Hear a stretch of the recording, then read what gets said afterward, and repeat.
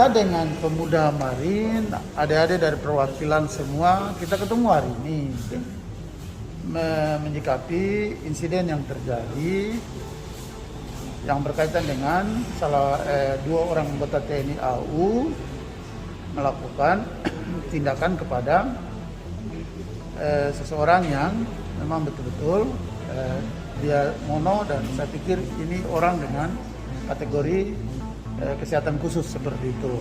Nah, dan hal ini sudah viral di mana-mana. Saya mengumpul semua anak Marin, anak Papua tadi, dan saya minta agar menyikapi ini dengan bijaksana. Karena apa? Kita kalau turun jalan, kita berada di tengah COVID, yang rata-rata orang meninggal sekarang 2 sampai dengan 7 bahkan 9 orang per hari. Dan dengan tingkat penyebaran COVID yang luar biasa. Sehingga saya mohon pengertian dari adik-adik ini untuk kita serahkan kepada proses hukum yang berlaku.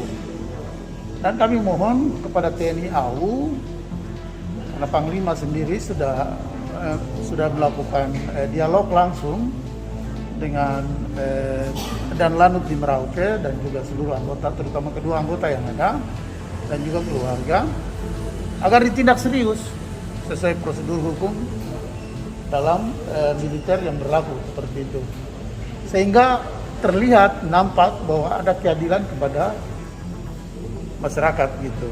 Apalagi ini orang asli Papua. Kita sendiri tahu bahwa orang asli Papua betul-betul tidak suka dengan tindakan seperti ini. Dan kita sendiri sebagai aparatur juga harus betul-betul paham dengan tugas pokok dan fungsi kita. Sehingga tindakan yang kita lakukan kepada masyarakat harus berdasarkan standar aturan yang berlaku di TNI, di Polri, di sipil, di pemerintahan, seperti itu. Dan lebih dari itu, ini persoalan hak asasi. Kalau secara humanis, kepala bagi manusia itu adalah sebuah mahkota tertinggi yang tidak boleh diinjak-injak oleh siapapun. Dan semua orang harus memahami hal ini.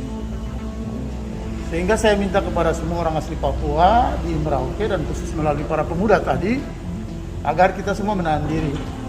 Jangan sampai dengan emosi yang kita tuangkan di jalan atau secara frontal, justru ini akan menjadi bagian daripada penyebaran corona disease 19 yang sementara kita alami. Karena kita betul-betul sudah pada level 4, bahkan mungkin kita menuju level 5 gitu. Sehingga kita semua lagi berusaha untuk bagaimana menanggulangi penyebaran corona di Merauke gitu.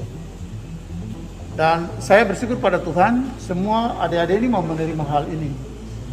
Tetapi kami mohon keadilan dari tubuh TNI AU, agar keadilan ini nyata di depan masyarakat. Dan saya juga menghimbau kepada semua orang Merauke dan khusus kepada adik-adik yang saya lakukan pertemuan, agar kita tidak terpengaruh dengan provokasi yang dilakukan baik lewat mass media maupun lewat suara yang berkembang di luar wilayah kami. Karena banyak orang tidak tahu tentang Merauke, apa yang Merauke sedang terjadi, apa yang Merauke sedang alami. Ini orang tidak tahu. Mari kita semua menjaga. Kepada semua yang lain juga saya mengimbau masyarakat secara keseluruhan, mari kita hargai orang asli Papua di tanah ini. Gitu. Karena mereka adalah pemilik wilayah. Pemilik wilayah ini dilindungi oleh negara. Mari kita hargai mereka. Seperti itu. Kalau kita akan hidup saling menghargai, saling mengasihi, Nusantara ini akan damai. Tidak akan ada konflik. Karena dunia ini sudah terlalu kecil untuk semua orang. Hari ini kejadiannya di Merauke, kejadian ini sudah sampai ke seluruh dunia, bahkan sampai ke PBB, Amerika, bahkan ke Presiden. Ini sudah terjadi. Sehingga kepada petinggi militer, kepada Panglima juga saya mohon perhatian untuk segera tindak agar ada keadilan bagi rakyat. Saya kira begitu, terima kasih. Bapak izin bahwa ada kebijakan terhadap Ade Stephen, bahwa saya dengar informasi bahwa Bapak akan memberikan pekerjaan baru kepada Ade Stephen. Stephen siapa? Yang ada yang dipukul itu. Korban. Saya belum melakukan komunikasi dengan korban.